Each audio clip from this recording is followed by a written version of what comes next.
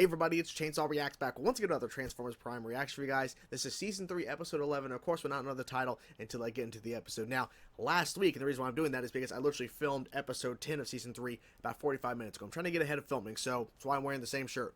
Anyways, loved last episode. Loved it so much. And of course, we got that fight. I've been waiting for it. We got a little tease of it in the episode before it, but Optimus versus Predaking. Now, Optimus was losing that fight towards the end. But the main thing was Soundwave was captured, which was crazy. I was not expecting that at all, but it was a big moment for sure in the show. And then he was mocking them as he was captured. And then he shut himself down. It seems like he erased stuff out of his memory in case they actually try to get hijack into his memory. He erased stuff and shut himself down. And he spoke. Well, spoke. I don't know if that was his actual voice. Maybe it was. Maybe it wasn't. Regardless, it was really crazy. And then at the end, the decision was Ratchet needs to be captured. We need him to finish us rebuilding the Omega Lock to, of course, bring back Cybertron. So a lot of layers, and we end on that note where Soundwave is back, and he's capturing Ratchet. And it ends. It goes to credits. I'm like, it was a crazy kind of cliffhanger-ish kind of ending. I don't know where we go from here. We have a couple episodes left, and we have that film to wrap up the whole show, and then we're done. It's crazy to say that. We're getting so close to the end of the run of the show, but they are firing on all cylinders, in my opinion, and I can't wait to see what they do next. So without further ado, let's get into that. Let's see what they do with this episode, guys. Let's go. Shit. Behind you, behind you. It took a cataclysm to extinguish Cybertron's original Predacon inhabitants. The time has come for your extinction. Damn. Okay. Oh, here we go. Okay. Round 2. Let's go. Permission to hasten our progress, Chief? Granted. Here they come. Kicking ass, taking names. Good matchup. Okay, okay. I'll take one bum hand over one good eye any day. Oh, I love that. That's good. I'm liking this hand-to-hand combat. Just... okay. Oh, I'm loving that slow-mo. Okay, that's good.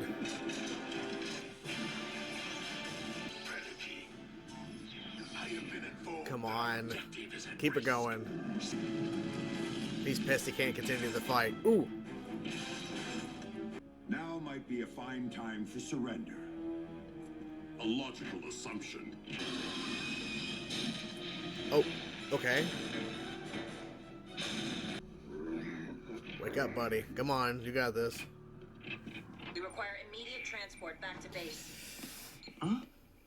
Shit, wake up. Come on, boys. I see. Bulkhead. He's gone. Yeah. What do you want from me? Your assistance, actually. Yeah. Shockwave does not require your cooperation to siphon your knowledge. If I were a better shot, Ratchet would still be here. Chin up, soldier. Megatron intends to hold our medic hostage. I find it curious that he's made no demands. Well, whatever the cons are after, Ratch won't give it up. He won't. Well, unfortunately, he Right. can't control that. I understand that you have brought an accursed Autobot aboard this warship. Yes. Indeed. This Autobot is more than a prisoner. Yes. You do wish for Cybertron's restoration, do you not? I need 24/7 satellite monitoring. Eyes It's on not the gonna skies help. and ears to the ground. The Synth-N formula? Why would the cons need the artificial stuff if they already Well- control most of this planet's energon reserves? If the cons found Ratchet here, they know the location of Yes. this base. 100%. Yeah, that's a problem. Oh, they're really up there. Okay. Psychic path, then it seems we must help Ratchet finish his work. What's the Are you plan? through poking around inside my head?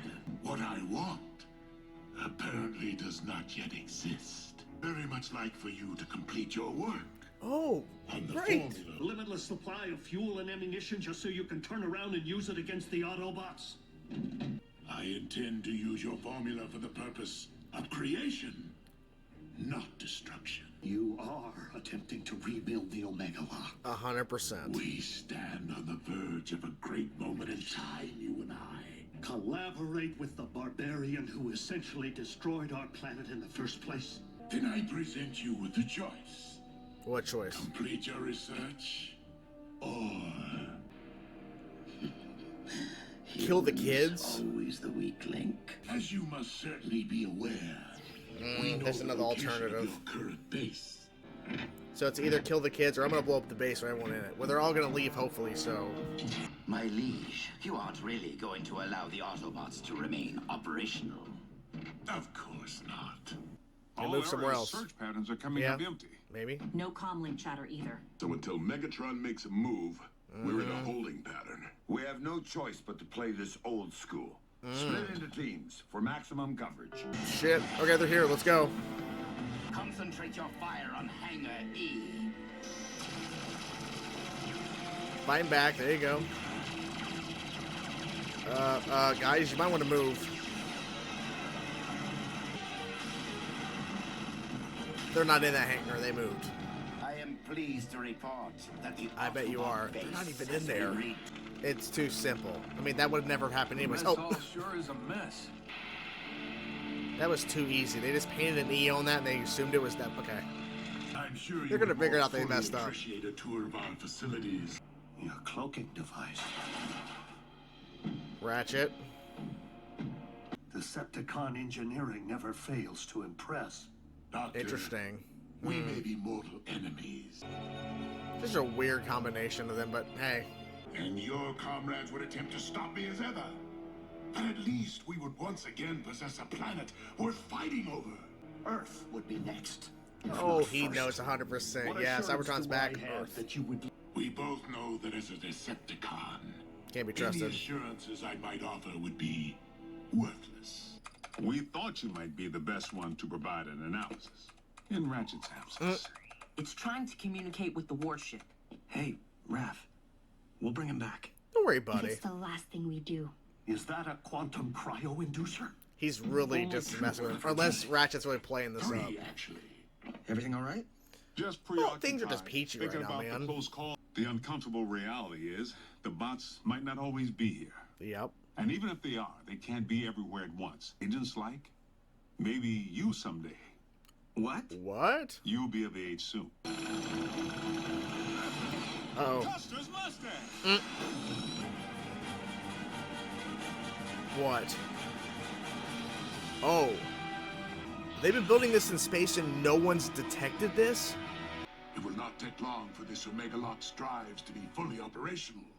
It's all planned. He's just gonna do it, I'll but... do it. But then you already knew that, didn't you? Yes, I freaked out when Ratchet told Megatron, okay, I'll help you. I'll help complete the task because I've been working on this, blah, blah. But I think it's still a ploy. I think he has a plan. I hope that Ratchet has a plan because Ratchet's a good guy.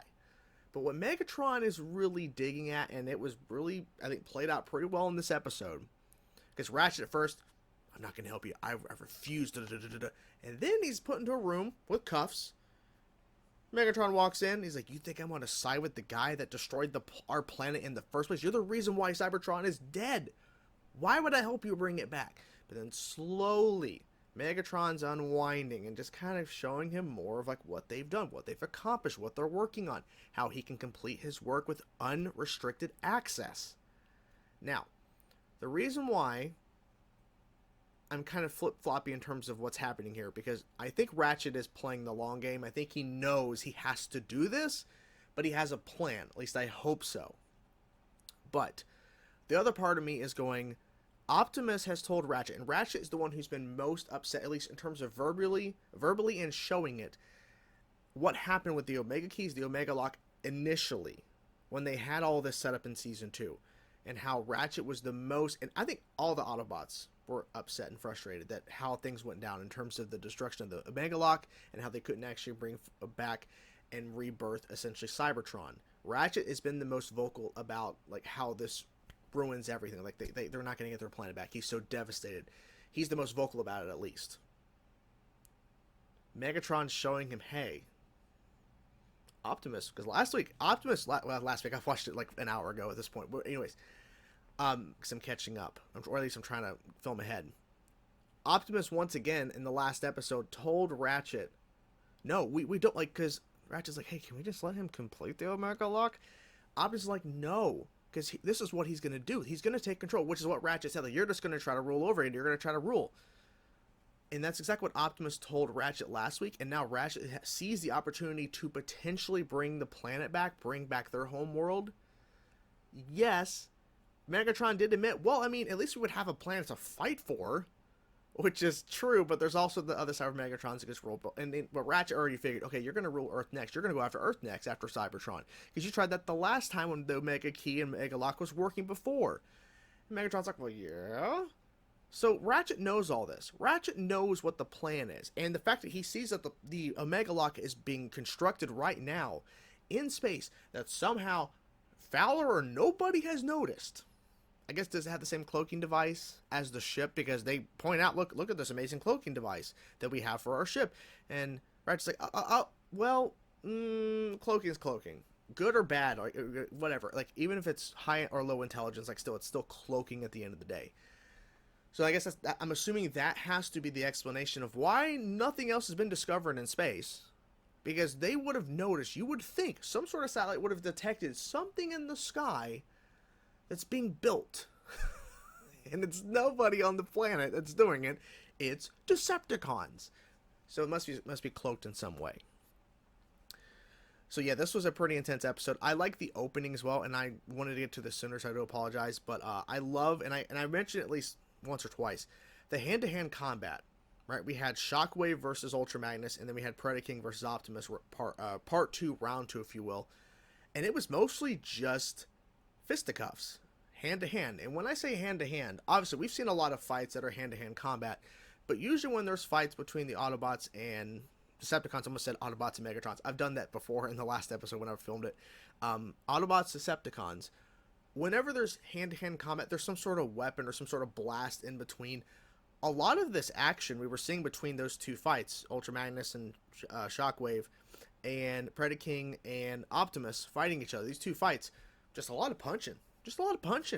And it was like, okay, it's intense, because we already seen the first Predaking and Optimus fight in the last episode where they're mostly in the air and jumping around, and in this instance, it's just hitting each other, just hitting the shit out of each other. And it shows how much stronger Optimus is against Predaking than any of the other Autobots. Because when the other Autobots, like especially when we saw Ultra Magnus and Wheeljack versus Predaking, very different scenario. Ultra Magnus and Wheeljack were getting slaughtered by Predaking. They were still going at it, but when they got hit, they were getting hit hard, and it showed. Optimus is getting hit, and he's showing that he's getting hurt, but he's hitting back Predaking with that same kind of impact, or at least similar impact and energy. It's going both ways, showing that Optimus is the strongest physically out of all of them in the Autobots, because he's able to send him to the Predaking for the most part. The Predaking still has an edge to him, unfortunately, due to him being a Predacon and everything, especially in his dragon form. It's even way worse. But Optimus was standing up for himself for most of that second fight there, which was really cool. Also, it's interesting little information here that Jack potentially could go into the army or some sort of something in the military, because apparently Fowler and his mom have been talking about it. About Jack. That was an interesting little reveal, but I'm not really sure if that's actually going to lead to something, potentially. Who knows? It was cool to see Raph and Miko, of course, and Jack in the episode as well. As somebody who used to say at the beginning of the show when I first started the journey, I don't want these kids around. They're still not my favorite, parts of the show, but they've grown on me for sure. They've definitely proven themselves to be in the show over time, but it took a bit.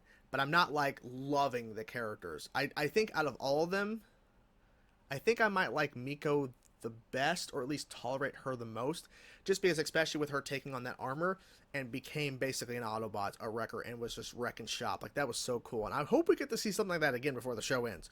Just saying, because once you introduce Miko in that armor, you can't really reverse that. You can't really take that away.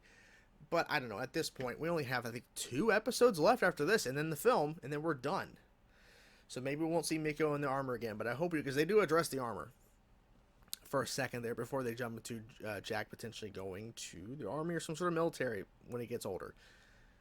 So we'll see. I also like the fake out of their base and everything, and how Starscream thinks he won. Yeah, I shot a couple rockets at a base and it exploded with fire, so I won. They're all dead. No, but okay. The fact that Lord Megatron, I succeeded. It's like, how about you circle around back just to double check? Just a little bit. And the fact that he doesn't is pretty much proof. Well, Starscream's dumb. He's not the smartest. He's not the smartest bot. But hey, you know, it is what it is. Megatron's dumb for even bringing him back. Starscream cannot be trusted. He even admitted so, but he still brought him back. I guess Megatron thinks he can control him. Who knows? So yeah, overall, this was a pretty interesting episode for sure. Definitely delivered on a lot of things, and I can't wait to see what happens next because now Ratchet has agreed to help Megatron. So we'll see how that goes down. Hope you guys enjoyed the video. I'm curious to know your thoughts. Let me know your thoughts in the comments below, and I will talk to you guys soon. Peace out.